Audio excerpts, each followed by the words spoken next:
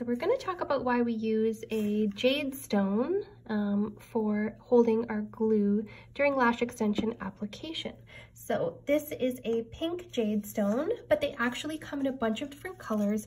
Typically when we think of a Jade Stone, we would think of a green Jade Stone. This one's dirty. I'll show how to clean that one in another video. But of course here at Eslashes, we love everything pink. So we're going to be providing you guys with the pink Jade Stone.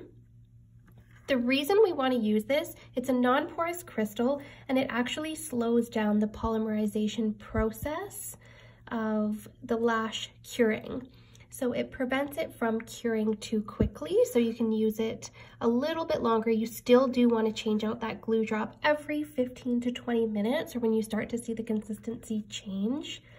So it keeps your glue fresh longer. And when you feel a Jade Stone on your skin, it should feel a bit cold, and it just keeps that lash glue a little bit colder, prevents it from curing too fast. So I'm going to go ahead and show how we use it. So there are little protective pads that you can put on top of your Jade Stone, or you can put the glue directly on. So you will have to clean it if you're going to put the glue directly on, which is easily done. I'll show that in another video.